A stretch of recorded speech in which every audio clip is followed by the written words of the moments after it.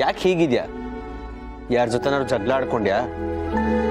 ಕೋಪ ಇರಬೇಕು ನಿಜ, ಆದ್ರೆ ಇಷ್ಟೊಂದಲ್ಲ. ಸಿಕ್ದವ್ರಿಗೆಲ್ಲ ಹೊಡಿಯಕ್ ಹೋದ್ರೆ. ಏನ್ ಹೇಳ್ತಿದ್ಯಾ? ನಡೆದಿರೋದಲ್ಲ ನಿನ್ ಕಣ್ಮುಂದೆ ನಡೆದಿದೆ ನಂತರ ಮಾತಾಡ್ತಿದ್ಯಲ್ಲ. ಅದು ಬಿಡು ಸಮರ್ಥ, ನಿನ್ಗೇನಾಯ್ತು ಹೇಳು? ಏನಿಲ್ಲ ಅಣ್ಣ, ಬರ್ಬೇಕಾದ್ರೆ ಅದು ಸ್ಕೂಲ್ ಹುಡುಗಿನ ದಾರಿಯಲ್ಲಿ 4 ಹುಡುಗರು ಚುಡಾಯಿಸ್ತಾ ಇದ್ರು. ಅವ್ರನ್ನ ಹಿಡಿದು ತತ್ಕಿ ಬರೋಷ್ಟರಲ್ಲಿ ಇಷ್ಟೊತ್ತಾಯ್ತು. ಆ ಗಲಾಟೆಯಲ್ಲಿ ಇದೊಂದು ಸಣ್ಣ ಗಾಯ ಆಯ್ತು ಅಷ್ಟೇ. ಹುಡುಗಿರ್ನ ರೇಗಿಸ್ತಿದ್ರ? ನೋಡಿದ್ಯಾ ಬ್ರೋ, ಬರೀ ಇಂಥದ್ದೇ ನ್ಯೂಸ್ಗಳು. ಈ ಪ್ರಪಂಚದಲ್ಲಿ ಹೆಣ್ಮಕ್ಳಿಗೆ ಸೇಫ್ಟಿನೇ ಇಲ್ಲ. ಇದನ್ನೆಲ್ಲ ಅದು ಹೇಗೆ ನಿಲ್ಸೋದು? ಇಂಥ ಪ್ರಶ್ನೆಗಳಿಗೆ ಉತ್ತರ ಕೊಡೋದು ತುಂಬಾ ಸುಲಭ. ಗಂಡಸರು ಬದಲಾಗಬೇಕು, ಗಂಡ್ಮಕ್ಳು ಬದಲಾಗಬೇಕು, ಗಂಡಸರನ್ನ ಚೆನ್ನಾಗಿ ಬೆಳೆಸ್ಬೇಕು, ಹೆಣ್ಮಕ್ಳನ್ನ ಕಾಪಾಡಬೇಕು, ಅದು ಇದು ಅಂತ 1000 ಉತ್ತರಗಳು ಕೊಡ್ಬೋದು. ಆದರೆ ಪುರಾಣ ಕಾಲದಿಂದನೂ ಹೆಣ್ಣಿಗೆ ಈ ನೋವು ಇದ್ದಿದ್ದೆ. ಆ ದೇವತೆಗಳು ಎಷ್ಟೆಲ್ಲ ಅವತಾರಗಳು ಎತ್ತಿದ್ರು ಹೆಣ್ಣನ್ನ ಇದ್ರೆಲ್ಲದ್ರಿಂದ ರಕ್ಷಿಸ್ಕೊಳಕ್ಕಾಗಲೇ ಇಲ್ಲ. ಕರೆಕ್ಟಾಗಿ ಹೇಳಿದೆ ಸಮರ್ಥ. ಹೆಣ್ಣನ್ನ ಮುಟ್ಟಿ ರಾವಣ ಸತ್ತ, ಹೆಣ್ಣನ್ನ ಮುಟ್ಟಿ ಕೀಚಕ ಸತ್ತ, ಹೆಣ್ಣಿಗೆ ಅವಮಾನ ಮಾಡಿ ಕೌರವರೆಲ್ಲರೂ ಸತ್ರು. ಅಷ್ಟೇ ಯಾಕೆ, ನಿನ್ನೆ ಮೊನ್ನೆ ಎನ್ಕೌಂಟರಾಗಿ ಎಷ್ಟೋ ಜನ ಸತ್ರು. ಹೆಣ್ಣು ಬೆಂಕಿ ಇದ್ದ ಹಾಗೆ, ಅವಳನ್ನ ಮುಟ್ಟಿ ಬದುಕೋದು ಅಷ್ಟು ಸುಲಭದ ಮಾತಲ್ಲ. ಇದೆಲ್ಲ ಗೊತ್ತಿದ್ರೂ ಹೆಣ್ಣಿನ ಮೇಲೆ ದೌರ್ಜನ್ಯ ನಡೀತಾನೆ ಇದೆ. ನಮ್ಮ ಮೀರನು ಹೆಣ್ಮಗಳೇ, ಅವಳು ಮುಂದೆ ಬೆಳೆದು ದೊಡ್ಡವಳಾಗ್ತಾಳೆ. ಅವಳು ಇದೇ ಪ್ರಪಂಚದಲ್ಲಿ ಬದುಕಬೇಕು. ಅವಳನ್ನು ಸ್ಕೂಲಿಗೆ ಸೇರಿಸ್ಬೇಕು. ಅವಳು ಬೆಳೆದು ದೊಡ್ಡವಳಾದ್ಮೇಲೆ ಕೆಲ್ಸಕ್ಕೆ ಹೋಗ್ತಾಳೆ. ಇದೆಲ್ಲರ ಮಧ್ಯೆ ಅವಳನ್ನು ಯಾರಾದ್ರೂ ಚುಡಾಯಿಸಿದ್ರೆ, ಇದೇ ರೀತಿ ತೊಂದರೆ ಕೊಟ್ರೆ? ಹಾಗೆಲ್ಲ ಆಗೋದಕ್ಕೆ ನಾವು ಬಿಡ್ತೀವ ಬ್ರೋ? ನಾವೆಲ್ಲರೂ ಇರೋ ತನಕ ಮೀರಾ ತಂಟೆಗೆ ಯಾರೂ ಬರಲ್ಲ. ಹೌದು ಅಣ್ಣ, ನೀವ್ಯಾಕೆ ಇಷ್ಟೆಲ್ಲ ಯೋಚನೆ ಮಾಡ್ತಿದ್ದೀರಾ? ನಾವೆಲ್ಲ ಅವಳಿಗೆ ಕಾವಲಾಗಿರೋಣ. ನಾವೀಗ ಅದನ್ನೆಲ್ಲ ಯೋಚನೆ ಮಾಡ್ಬೇಕಾಗಿರೋದು. ಅವಳಿಗೆ ಒಳ್ಳೆ ಎಜುಕೇಶನ್ ಕೊಡಿಸ್ಬೇಕು, ಒಳ್ಳೆ ವಾತಾವರಣ ಸೃಷ್ಟಿ ಮಾಡಬೇಕು, ಒಳ್ಳೆ ಸ್ಕೂಲಿಗೆ ಸೇರಿಸ್ಬೇಕು.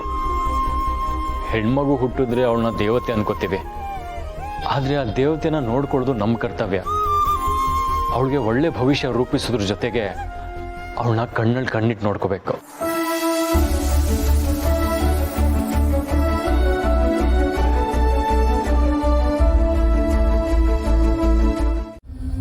ದತ್ತ, ಓಹೋ, ಬನ್ನಿ ಬನ್ನಿ ಬನ್ನಿ. ನಾನು ನಿಮಗೋಸ್ಕರನ ಕಾಯ್ತಿದ್ದೆ. ಹಾಗಿದ್ದೀರಾ? ಚೆನ್ನಾಗಿದ್ದೀನಿ ಸತ್ಯ. ನೀವು ಹೇಗಿದ್ದೀರಿ? ನಾನಾ? ಓಹ್, ಕಲ್ಲು ಗುಂಡಿದ್ದಾಗಿದ್ದೀನಿ. ಆ ಹೊತ್ತು ತುಳಸಿ ರಾತ್ರಿ ನಮ್ಮ ಮನೆಗೆ ಬಂದಿದ್ದಕ್ಕೆ ನಿಮಗೆಲ್ಲ ಗಾಬರಿ ಆಗಿರ್ಬೇಕಲ್ವಾ? ಈಗ ಸ್ವಲ್ಪ ಸಮಾಧಾನ ಆಯ್ತಾ? ಅವರ ಮುಖ ನೋಡಿದ ಮೇಲೆ ಸ್ವಲ್ಪ ಸಮಾಧಾನ ಆಯಿತು. ಹಾಗಿರ್ಬೇಕು ಬಿಡಿ. ಮಾವ, ಅವ್ರು ಹೇಗಿದ್ದಾರೆ? ಪರವಾಗಿಲ್ಲಮ್ಮ, ಆದರೆ ವಿಚಿತ್ರವಾಗಿ ನಡ್ಕೋತಾಳೆ. ಅವಳು ವರ್ತನೆ ನೋಡ್ತಾ ಇದ್ದರೆ ಅವಳಿಗೆ ಅವಳ ನೆನಪಿನ ಶಕ್ತಿ ಇದೆಯೋ ಇಲ್ವೋ ಅನ್ನೋದೇ ಗೊತ್ತಾಗೋಲ್ಲ. ಚಿತ್ರ ಬರೀತಾಳೆ, ಎಷ್ಟು ಚೆನ್ನಾಗಿ ಬರೀತಾಳೆ ಗೊತ್ತಾ? ಅಷ್ಟೇ ಚೆನ್ನಾಗಿ ಹಾಡು ಕೂಡ ಹಾಡ್ತಾಳೆ.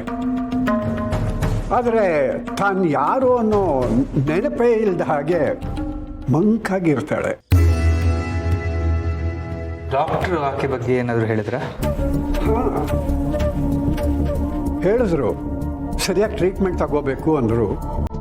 ಊಟ, ನಿದ್ದೆ ಇವೆಲ್ಲ ಕಾಲಕ್ಕೆ ಸರಿಯಾಗಿ ಮಾಡಬೇಕು ಅಂತಂದರು. ಆಮೇಲೆ ನೆನಪಿನ ಶಕ್ತಿ ಬರಬಹುದು ಅಂತಂದರು. ಅದಕ್ಕೆ ಅವಳನ್ನ ನಿದ್ದೆ ಮಾಡೋದಕ್ಕೆ ಅಂತ ಕಳಿಸ್ದೆ.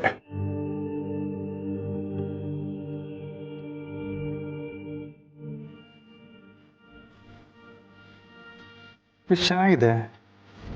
ಯಾರು ಚಿತ್ರ ಬಿಡಿಸಿದ್ದು? ಹೇಳಿದ್ನಲ್ಲ, ಆಕೆನೇ ಬಿಡಿಸಿದ್ದು. ಇಷ್ಟು ಚೆನ್ನಾಗಿ ಚಿತ್ರ ಬರೆಯೋಳು ತಾನು ಯಾರು ಅನ್ನೋ ನೆನಪೇ ಇಲ್ಲ ಅನ್ನೋ ಥರ ಆಡ್ತಾಳೆ ಅಂದರೆ ಏನರ್ಥ?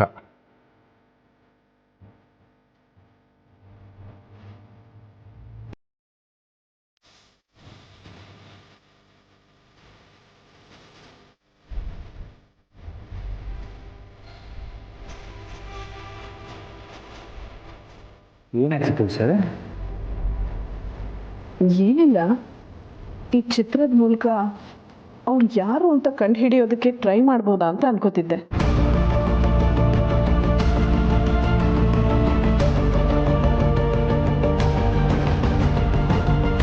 ನೀವು ತಗೊಂಡ್ರೆ ಮಾತ್ರ ನಮಗೆ ಇವತ್ತು ಊಟಕ್ಕೆ ದುಡ್ಡಾಗೋದು. ಏನಮ್ಮ ಇದು?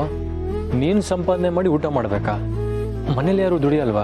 ಅಣ್ಣ, ನನಗೆ ಅಪ್ಪ ಇಲ್ಲ, ಅಮ್ಮ ಕೂಲಿಗೆ ಹೋಗ್ತಾಳೆ, ಅದಕ್ಕೆ ಅಮ್ಮಂಗೆ ಸಹಾಯ ಮಾಡ್ತೀನಿ. ನೀನಿನ್ನು ಚಿಕ್ಕ ಹುಡುಗಿ, ನೀನು ಕೆಲಸ ಮಾಡಬಾರ್ದು, ಓದ್ಬೇಕು.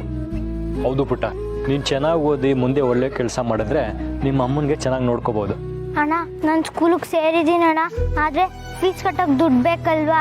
ನಾನು ಈ ರೀತಿ ದುಡಿದ್ರೆ ಮಾತ್ರ ನನ್ನ ಸ್ಕೂಲ್ ಫೀಸ್ ಕಟ್ಟೋಕ್ಕಾಗೋದು. ಈ ರೀತಿ ದುಡಿದ್ರೆ ಫೀಸ್ ಕಟ್ಬೋದು ನಿಜ, ಆದರೆ ಸ್ಕೂಲಿಗೆ ಹೋಗೋಕ್ಕಾಗಲ್ವಲ್ಲಮ್ಮ. ನೀನು ಪಾಠಗಳು ಹೇಗೆ ಕಲಿತೀಯಾ? ಪರೀಕ್ಷೆ ಹೇಗೆ ಪಾಸ್ ಮಾಡ್ತೀಯಾ? ಅಣ್ಣ, ಇವ್ರಿಗೆ ಜೀವನನೇ ಪರೀಕ್ಷೆ ಆಗಿರುತ್ತೆ. ಇವರು ಜೀವನದಲ್ಲಿ ಸರ್ವೈವ್ ಆದರೆ ಸಾಕಾಗಿರುತ್ತೆ. ಇವ್ರ ಅಪ್ಪ ಅಮ್ಮ ಇವ್ರಿಗೆ ಎಜುಕೇಶನ್ ಕೊಡಿಸೋಷ್ಟು ಸಾಮರ್ಥ್ಯ ಹೊಂದಿರಲ್ಲ. ಇವ್ರಿಗೆ ಅದ್ರ ಮೇಲೆ ಆಸೆನೂ ಇರಲ್ಲ. ಆದರೆ ನಮ್ಮಲ್ಲಿ ಫ್ರೀ ಎಜುಕೇಷನ್ ಇದೆ ಅಲ್ವಾ? ಗೌರ್ಮೆಂಟ್ ಸ್ಕೂಲಿಗೆ ಸೇರಿಕೊಂಡು ಈ ಮಕ್ಕಳು ಕಲಿಬೋದಲ್ವಾ? ಮಕ್ಕಳು ಸ್ಕೂಲಿಗೆ ಹೋಗಲಿಲ್ಲ ಅಂದರೆ ದುಡಿಮೆ ಸ್ವಲ್ಪ ದುಡ್ಡಾದರೂ ಬರುತ್ತೆ ಅಂತ ಯೋಚನೆ ಮಾಡ್ತಾರೆ ಇವ್ರ ತಂದೆ ತಾಯಿ. ಈ ಮಗು ತಂದೆ ಇಲ್ಲ ಅಂತ ಬೇರೆ ಹೇಳ್ತಾ ಇದ್ದಾಳೆ. ಈ ಮಗುನೂ ದುಡ್ದು ಅವ್ರ ತಾಯಿಗೆ ಸಹಾಯ ಮಾಡಬೇಕಲ್ವಾ? ಎರಡೂ ಪರಿಸ್ಥಿತಿನೂ ಒಂದೇ ಥರ ಇರಲ್ವಲ್ಲ ಅಣ್ಣ.